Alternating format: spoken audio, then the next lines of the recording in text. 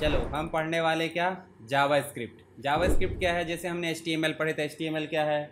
Structure बनाने के लिए जिस लैंग्वेज का उपयोग करते हैं वो कहलाती है HTML। इसमें सही रूप से हमने फॉर्मेटिंग कर दी है। बोले तो प्रेजेंटेशन कैसे देना है उसके लिए कौन ने अप्लाई करा?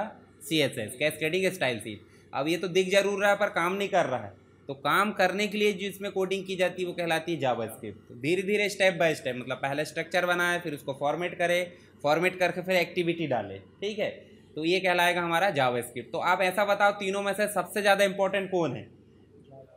जावास्क्रिप्ट है। क्यों HTML नहीं है? स्ट्रक्चर नहीं बनाए और फॉर्मेट भी नहीं करे, बस एक्टिविटी होने लगी, ऐसा होगा क्या? नहीं। तो कायदे से सबसे ज़्यादा तो HTML ही इंपॉर्टेंट है कि नहीं है? क्योंकि स्ट्रक्चर बनेगा तभी तो आगे काम होगा। और दोनों लैंग्वेज जो है प्लेटफॉर्म डिपेंडेंट है। डिपेंडेंट का मतलब CSS अकेली यूज़ नहीं होती, जावास्क्रिप्ट अकेली यूज़ नहीं होती, दोनों किसके बेस पे चल रही है? अगर HTML है तो ही ये चलेगी, अन्यथा अकेली स्वतंत्र नहीं घूम सकती। जैसे परिवार के बगल हम अकेले कोई काम के नहीं है, ठीक है, बाद में भले ही रहते हैं पर बाद में भी तो जुड़ा ही है कहीं ना कहीं। तो अकेला व्यक्ति कोई काम का नहीं है, पर ये अकेले में से मतलब एक प्रकार से आधारहीन बोल सकते हैं, इनमें कोई बेस नहीं है। तो बेस क्या है? HTML। तो HTML बनाए, फिर फॉर्मेटिंग करे। अब इसको फॉर्मेटिंग करने के बजाय, मतलब फॉर्मेटिंग नहीं भी करे तो भी जावास्क्रिप्ट चल जाती है, ठीक है, तो CSS भी इसके बगैर चल जाती है। परंतु सही मायने में कंप्लीट कब माना जाएगा? जब वो एक्टिविटी भी करे। तो यहाँ देखो जावास्क्रिप्ट का मतलब क्या है? JavaScript light weight, light weight मतलब बहुत हल्की, ज़्यादा दिमाग भी नहीं लगता और हैवी भी नहीं है, इंटरप्रेटेड स्क्रिप्टिंग लैंग्वेज है। अब देखो इसका मतलब समझो, लाइट वेट का मतलब हल्की, इंटरप्रेटेड का मतलब हो जाता है ट्रांसलेटेड, ऑटोमेटिक ट्रांसलेट हो चुकी है, ठीक है। स्क्रिप्टिंग का मतलब क्या हो जाता है? अच्छा, स्क्रिप्ट और डॉक्यूमेंट में क्या अंतर है? सुने कहीं? स्क्रिप्ट सुने हैं, डॉक्यूमेंट सुने हैं? डॉक्यूमेंट क्या होता है? डॉक्यूमेंट मतलब पूरा 10-20 पेज, और स्क्रिप्ट मतलब 2-4-10 लाइन। स्क्रिप्ट मतलब वही होता है ना, नमस्कार दोस्तों, आपका स्वागत है ये कार्यक्रम में, ऐसा वैसा जो हम बोल देते थोड़ा सा, वो क्या कहलाती है? स्क्रिप्ट। यानी कि छोटी मोटी कोडिंग जो की जाती है वो कहलाती है स्क्रिप्ट। तो इसलिए जावास्क्रिप्ट को स्क्रिप्टिंग लैंग्वेज बोला जाता है, क्योंकि छोटा मोटा काम ही करेगी, ज़्यादा हैवी काम नहीं करेगी। फिर ज़्यादा हैवी काम करने के लिए स्क्रिप्ट हटा देंगे, देखो स्क्रिप्ट को हटा देंगे, सेपरेट बन जाएगी जावा लैंग्वेज। और जावा लैंग्वेज अलग सेपरेट प्रोग्रामिंग है, ठीक है। जावास्क्रिप्ट क्या है? डिपेंडेंट है, किसके बेस पे चल रही है? HTML। तो एक प्रकार की वेब पेज को इंटरेक्टिव और डायनेमिक बनाने का काम करती है। इंटरेक्टिव मतलब हमने क्लिक करे तो वापस रिस्पॉन्स आए, या कुछ क्लिक करे तो कुछ रिजल्ट आए, तो क्या है? डायनेमिक और इंटरेक्टिव। जैसे मान लो एक मतलब एक निर्जीव प्राणी को ऐसे मार दोगे, प्राणी मत बोलो उसको, जी वस्तु बोलो, मार देंगे तो कुछ होगा क्या? और जीवित वाले को, जैसे अभिषेक को एक घुमा के मारेंगे तो क्या होगा? अभिषेक रिटर्न में मारेगा। तो मतलब क्या है? एक्टिव है वो, डायनेमिक है, इंटरेक्टिव है, भाई छू रहे हैं, चिमटी लगा रहा है तो काम कर रहा है। तो ऐसे ही यहाँ पे हम कुछ काम करेंगे, बटन पे क्लिक करेंगे तो कुछ रिजल्ट जनरेट हो, है ना। तो इसके लिए हम क्या यूज़ करते हैं? जावास्क्रिप्ट। HTML और CSS के साथ मिलकर ये काम करती है। जावास्क्रिप्ट को क्लाइंट साइड और कभी कभी सर्वर साइड भी उपयोग किया जाता है। क्लाइंट साइड का मतलब क्या हो जाता है? देखो जैसे हमने ब्राउज़र में चले और ब्राउज़र में चल के हमारे ब्राउज़र में ही कुछ एक्टिविटी हो रही है काम करने के बाद, तो क्या है वो? क्लाइंट साइड, हमारे साइड में। और जब वो सर्वर पे जाके कुछ काम कर रहे, सर्वर मतलब समझ रहे, जहाँ ये वेब पेज रखा है तो वहाँ जाकर काम कर रहे, मतलब कैसी लैंग्वेज है? Server side. तो ऐसी स्क्रिप्ट जो कभी कभी क्लाइंट साइड रन होती है, क्लाइंट साइड कहलाती है, और कुछ सर्वर साइड। तो ये हो जाता है जावास्क्रिप्ट, ठीक है। सिंटैक्स का मतलब क्या हो जाता है भाई? उसका प्रारूप। तो यहाँ देखो जावास्क्रिप्ट एक प्रकार से केस सेंसिटिव लैंग्वेज है। केस सेंसिटिव का मतलब क्या हो जाता है? कैपिटल लिखे तो कैपिटल अलग गिना जाएगा, स्मॉल लिखे तो स्मॉल अलग। जैसे हमने मान लो उदाहरण के लिए क्या लिखे हैं, यहाँ देखो एक्स लिखे हैं छोटा, तो छोटा एक्स अलग गिना जाएगा, और इसी की जगह हम लिख देते हैं बड़ा एक्स,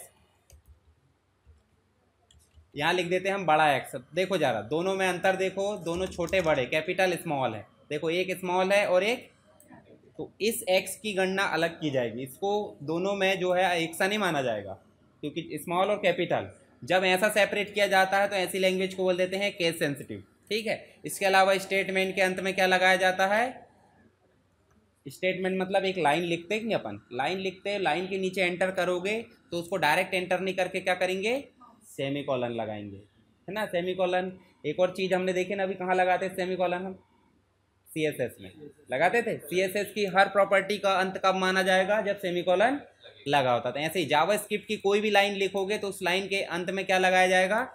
सेमीकोलन। ये लगाना बहुत ज़रूरी, कभी कभी ऑप्शनल भी हो सकता है, पर ऑप्शनल ऐसा गिनो ही मत, ऐसा मानो कि कंपलसरी है, ठीक है। कभी कभी क्यों गिने।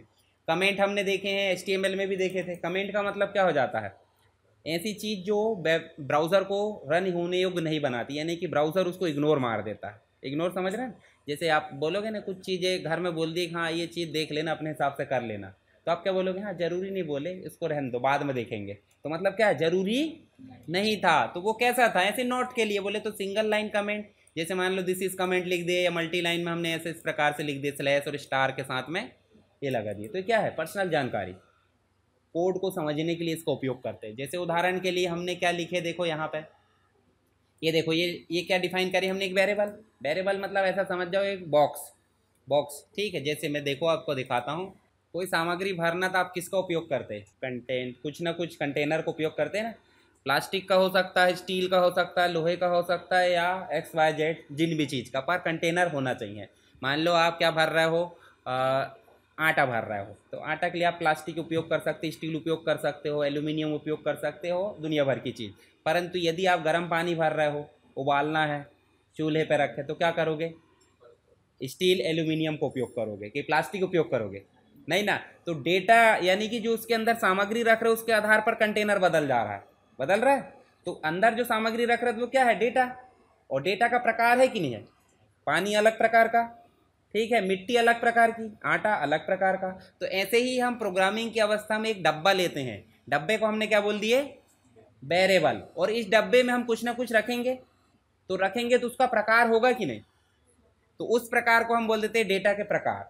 अब डेटा के प्रकार के आधार पर ये डब्बा बदला जाएगा कि नहीं बदला जाएगा। मान लो आपको 1 क्विंटल आटा रखना है, कार्यक्रम है घर में, तो 1 क्विंटल आटा के लिए क्या इतू से डब्बा लोगे, 2 किलो का नहीं, क्या लोगे, 100 किलो का डब्बा।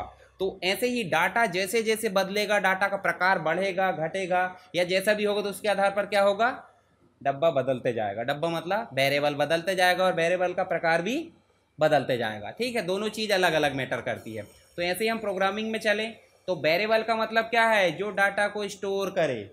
और वेरिएबल डिफाइन करने के लिए क्या लिए, लेट। लेट की जगह में हम एक और काम कर सकते हैं, VAR भी कर सकते हैं, वेर, ठीक है। इस प्रकार से कैपिटल लिख लो, स्मॉल लिख लो, कोई दिक्कत नहीं। वेर लिखे तो वेरिएबल, ये सरल है ज़्यादा। परंतु लेट भी लिख सकते हैं, लेट लिखे और वेरिएबल का नाम दे दो। वेरिएबल का नाम हम अपने हिसाब से दे सकते हैं, बस वो नाम पहले से डिफाइन नहीं होना चाहिए, ये ध्यान रखना। तो देखो हमने कमेंट बॉक्स में क्या लिख दिए, वेरिएबल डिक्लेरेशन, डबल स्लैश लगा के क्या लिख दिए, वेरिएबल। जैसे आप नए व्यक्ति हो ना, आपको समझ में नहीं आए क्या है, तो आप क्या समझ जाओगे, फिर ये रन होगा क्या, नहीं, ये रन होगा, ये वाला। और सेमीकोलन लगाना क्यों जरूरी, क्योंकि स्टेटमेंट का एंडिंग है, ठीक है।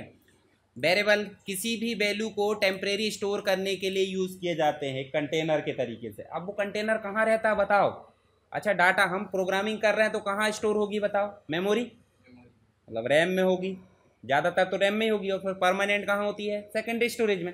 तो हर जगह मेमोरी में जो स्टोरेज एरिया के लिए उपयोग किए जाएंगे वो कहलाएंगे क्या, समझ गए। और वेरिएबल का प्रकार होता है, उसी को डेटा टाइप बोल देते हैं, ठीक है। यहाँ डिफाइन नहीं करते डेटा टाइप। अब कुछ कीवर्ड होते, कीवर्ड मतलब समझ जाओ, आपके घर में मान लो किसी का कोई गर्ल्स या बॉयज़ पहले से है, और जिनका नाम है जो भी है मिस्टर एक्स है, और अभी अभी नया एक व्यक्ति पैदा हुआ है, उसका नाम क्या रखेंगे अपन, मिस्टर एक्स, क्या रखेंगे, कुछ और रखेंगे कि एक्स पहले से है ना। तो जो चीज़ें पहले से डिफाइन है, जैसे वेर पहले से डिफाइन है, लेट पहले से डिफाइन है, कॉन्स्ट पहले से डिफाइन है, तो इनके नाम पे कोई वेरिएबल का नाम नहीं होना चाहिए, ठीक है।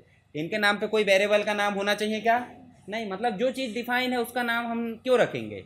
जैसे मान लो आप हिस्ट्री में उठा के देखोगे तो अकबर 1 2 3, क्या अकबर ही अकबर थे, अलग अलग समय में आए फिर भी कैसे थे, अकबर 1 2 3 थे कि नहीं थे। तो ऐसे ही यहाँ पे भी क्या होंगे, एक्स है तो दूसरा वाला कैपिटल एक्स हो जाएगा, एक्स वन हो जाएगा, वाई हो जाएगा, वाई वन हो जाएगा, क्या है, वेरिएबल के नाम। और उनको डिफाइन करने के लिए हमने क्या यूज़ करे, कीवर्ड। कीवर्ड पहले से डिफाइन होते हैं, रिजर्व वर्ड, ठीक है। चलो यहाँ देखो, लेट नेम करके हमने एक वेरिएबल लिया और नेम में क्या रख दिए, अमित। अब अमित रखें तो डबल कोट लिए और यहाँ डबल कोट नहीं लिए, तो भेदभाव हो गया, अन्याय हो गया ना। तो जब कभी भी नंबर्स की जगह टेक्स्ट आ जाता है तो टेक्स्ट में डबल कोट लग जाता है, और ओनली नंबर आ रहा तो बगैर डबल कोट के, क्योंकि टेक्स्ट होता है सिंसियर, वो बगैर डबल कोट के भागेगा नहीं, भागेगा ऐसा अपन उदाहरण के लिए समझ रहा है। तो टेक्स्ट में डबल कोट लगेगा और नंबर में डबल कोट सेमीकोलन हर एक में लगेगा। तो यहाँ देखो डिफाइन करने के लिए देखो कॉन्स्ट लिए एक लेट लिए हैं और एक लिए वेर, तो तीनों में से कोई भी ले सकते हैं यार, पर कॉन्स्ट लोगे तो फिक्स रहेगा। फिक्स का मतलब समझ रहा है, किसी की एज 25 डिफाइन कर दे 25 सही है तो ज़िंदगी भर 25 रहेगी। तो वेरिएबल डिफाइन करने के लिए ज़्यादातर इन दोनों को उपयोग करना, कौन कौन से, वेर और लेट। चलो अब ये बेसिक समझ रहे हैं ना, अभी कुछ लिखना नहीं देख रहे हैं अपन क्योंकि थ्योरी पार्ट है ये ज़्यादा। अब देख रहे हैं अपन क्या, एक्सप्रेशन। एक्सप्रेशन क्या होती है, चलो प्रोग्रामिंग हटा दो, रियल लाइफ में देखें एक्सप्रेशन क्या होती है। जैसे मैं बोल दूँ घूर कर देख दिए तो मतलब क्या है एक्सप्रेशन, मुस्कुरा दिए तो मतलब एक ठो झलकी जो कि कुछ चीज़ प्रदर्शित करती है, उसे क्या बोलेंगे एक्सप्रेशन। पूरा प्रोग्राम है क्या, पूरा प्रोग्राम कब होगा, मैंने पूरी क्लास ले लिया, बीच में घूर भी दिया, चिल्ला भी दिया, हंस भी दिया, पूरा कंप्लीट निष्कर्ष जो निकला वो क्या है, एक प्रोग्राम। और प्रोग्राम के बीच में मैंने इशारे किया, कुछ किया, हंसा, जो भी है, गुस्सा करा, तो ये सब क्या है एक्सप्रेशन। तो एक्सप्रेशन हम एक लाइन को बोल देते हैं, किसको बोल देते हैं, और पूरा प्रोग्राम किसको बोलते हैं, लाइन, कलेक्शन ऑफ लाइन्स को, है ना। तो पूरी कलेक्शन हो जाएंगे ऐसे 10-20 लाइन या 5 लाइन, तो उनको क्या बोलेंगे प्रोग्राम। प्रोग्राम की हर एक लाइन को हम बोलेंगे एक्सप्रेशन, जो क्या बताती है, कुछ आउटपुट नहीं देती है, बस उसको कुछ ना कुछ, जैसे यहाँ पे मान लो हमने बोले लेट मतलब कीवर्ड, सम मतलब एक वेरिएबल, है ना। सम को ऐसा मत बोलो सम, वो मीनिंगफुल है इसलिए। और 10 और 5 को जोड़ देगा और कहाँ ले चलेगा, एक काम किया, कोई प्रदर्शित किया क्या, आउटपुट आया क्या, सिर्फ जोड़कर कहाँ ले गया, सम में। तो एक ही टास्क कर रहा है, कंप्लीट टास्क नहीं कर रहा है, तो इसलिए इसे क्या बोल रहे हैं एक्सप्रेशन। क्या बोल रहे हैं एक्सप्रेशन। इसमें और चीज़ हो जाती है, जैसे कंट्रोल स्ट्रक्चर हो जाता है। कंट्रोल स्ट्रक्चर मतलब भाई सिंपल सी बात है, अगर मान लो आप सीधे घर जा रहे हो, ठीक है जा रहे हो, पर बीच में रास्ते में गड्ढा खुद गया है, कहीं कुछ और हो गया, तो आप क्या बोलोगे, यहाँ जाएंगे, अगर गड्ढा नहीं खुदा तो सीधे चल जाएंगे, और गड्ढा खुदा तो राइट से या लेफ्ट से चले जाएंगे। क्या है, शर्त है ना। मतलब प्रोग्राम सीधे गया क्या, कंडीशन के आधार पर गया। भाई सिंपल सी बात है, रास्ते बंद है, पुलिस चेकिंग कर रही, बिना हेलमेट के जा रहे, भाग जाओ साइड से, ये क्या है कंडीशन। अगर कंडीशन नहीं सीधे चले जाओ। तो ऐसे ही प्रोग्रामिंग में भी होती है भाई, कंडीशनल स्टेटमेंट होती है। लूपिंग का मतलब समझ जाओ ऐसे, ये शर्त हो गई, कंडीशन मतलब शर्त। लूपिंग का मतलब ऐसे समझ जाओ, बार बार कंटिन्यू चलेगा। अब देखो आपने उदाहरण के लिए एडमिशन लिए आज, क्लास कब तक आओगे, जब तक, हाँ देखो नियम पहले मान दिया आपने कि एडमिशन आज हो गया, और जब कब तक क्लास आएंगे, जब तक कि कोर्स कंप्लीट ना हो जाए। और डेली क्लास आएंगे, एक दिन के बाद में आएंगे, ये भी पता चला आपको। तो डेली आ रहा है, पढ़ रहा है, जा रहा है, डेली आ रहा है, पढ़ रहा है और जा रहा है। तो आपने एक तो शुरुआत भी बता दिए, दूसरा एंड भी बता दिए, तीसरा कंटिन्यू कब चलना है वो भी बता दिए। तो जब 3 कंडीशन आ जाती है, और कब तक चलना है, जब तक कि हमारी कंडीशन एंड ना हो जाए, मतलब कोर्स खत्म ना हो जाए, तो ऐसी चीज़ को बोल देते हैं लूपिंग, बार बार चलना। उदाहरण के लिए हम 1 से लेकर 10 तक गिनती प्रिंट करना चाह रहे हैं, तो हमने क्या देखे, पहले स्टार्ट कहाँ से हो रहा है 1, एंड कहाँ हो रहा है 10, और हर बार कब चलेगी 1 2 3 4, मतलब एक के गैप में चल रही है। और 2 का पहाड़ा पढ़ना कैसे चलेगी, 2 के गैप में। तो आपने क्या बता दी, स्टार्टिंग, एंडिंग और कंटिन्यू कितने में इंक्रीमेंट हो रहा है, तो वो चीज़ अगर आगे क्या कहलाएगी, लूपिंग। और ब्रांचिंग का मतलब क्या है, ब्रांचिंग का मतलब छलांग लगाना, सीधे हमारी ब्रांच जहाँ मिलेगी वहाँ काम करेंगे, ऐसा समझ जाओ। तो यहाँ पे 2 चीज़ हो जाती है, कंटिन्यू और ब्रेक। तो ये सब चीज़ हम देखेंगे। चलो आगे देखो, हम यहाँ पे एक एग्जांपल देखते हैं, चलो हम ओपन कर लेते हैं। जब भी जावास्क्रिप्ट का उपयोग करते हैं तो हमको शुरुआत करना पड़ता है स्क्रिप्ट से, और एंड करना पड़ता है, जैसे स्टाइल शुरू कर रहे थे वैसे किसको शुरू कर रहा है, कोई ज़्यादा कठिन है नहीं। तो चलो शुरू कर लेते हैं, और उसके बीच में हमको लिखना पड़ता है क्या, कोड। तो यहाँ सिंपल है, मैं एक प्रोग्राम ले आते हैं, सिंपल प्रोग्राम ले आते, कॉपी पेस्ट ही कर लो या जैसे कर लो, टाइम बर्बाद नहीं होगा। किस में यूज़ कर रहे हैं अपन अभी, सबलाइम में।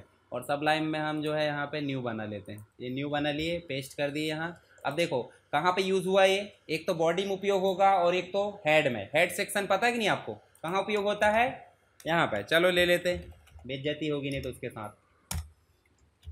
यहाँ पे ले लिया अपन ने टाइटल, और टाइटल को कर दो क्लोज। यहाँ पे लिख दो JS एग्जाम्पल, जावास्क्रिप्ट एग्जाम्पल, है ना। और यहाँ पे आप स्क्रिप्ट बस ले लो, इतना नहीं लोगे तो चलेगा, ये मत लेना, है ना। अभी समझने के लिए ढेर सारा ले लोगे तो ये क्या है, ये कमेंट है। क्या है ये, कमेंट है, इसके बाद जो लिखोगे वो कमेंट के माध्यम से ब्राउज़र नहीं पढ़ेगा। भाई सिंपल सी बात, हमारे लिए नोट है। अब हमको डॉक्यूमेंट में प्रिंट कराना तो क्या लेते हैं अपन, डॉक्यूमेंट डॉट राइट, और अंदर क्या लिखते हैं डबल कोट में, कुछ भी लिख दो। भाई यहाँ लिख दो हेलो जावास्क्रिप्ट, ठीक है। फिर उसके बाद फिर एक ले लो document dot write welcome to my first program, ठीक है। और जो भी एक्स वाई जेड आप लाइन बाय लाइन ऐसे प्रिंट कराना चाहते लेते जाओ बार बार। तो जब भी स्क्रीन पे हमको प्रिंट कराना क्या ले रहे हैं अपन, डॉक्यूमेंट डॉट राइट, अंदर आप जो भी लिखना लिख देना, ऐसा मत सोचना एज इट इज़ ऐसे लिखना। चलो इसको सेव करो और इसको कर देते हैं अपन क्या है ये JS example डॉट HTML, और एग्जाम्पल में कर दो फर्स्ट, और डॉट HTML लगाना क्यों जरूरी, क्योंकि वेब पेज HTML ही है। एंटर करें और राइट क्लिक करके यहीं से रन कर लो या फिर प्रैक्टिस में चले जाओ। चलो मैं प्रैक्टिस से जाता हूँ। ये देखो यहाँ ध्यान से देखो, hello JavaScript welcome to my first program. अब तो दिक्कत हो गई, क्या हो गया, एक साथ आ गया। लाइन ब्रेक करेंगे तो चलो लाइन ब्रेक करके देखते हैं। यहाँ चलो, और लाइन ब्रेक करने के लिए आप जो है फिर से एक डॉक्यूमेंट डॉट राइट लो, डॉक्यूमेंट डॉट राइट, और उसके बाद आप जो है ब्रैकेट में क्या कर दो, यहाँ ले लो BR टैग लगा दो, ठीक है। इतना ही बस लगाना होता। अब देखो हर एक के साइड में अपन सेमीकोलन लगा भी सकते, नहीं लगा सकते, ऑप्शनल है, पर अपन लगा दो तो अच्छा है। ये देखो अब यहाँ HTML के टैग कैसे यूज़ हो रहा है, ध्यान से देखो, डॉक्यूमेंट डॉट राइट के माध्यम से अंदर लिखा जा रहा है डबल कोट में, ठीक है। तो कुछ कुछ टैग यूज़ होते हैं, हर एक टैग यूज़ नहीं होगा, ठीक। तो अभी आप सिर्फ क्या करोगे, ऐसे ही अपने हिसाब से कुछ भी प्रिंट करके और इसको रन करके देखोगे।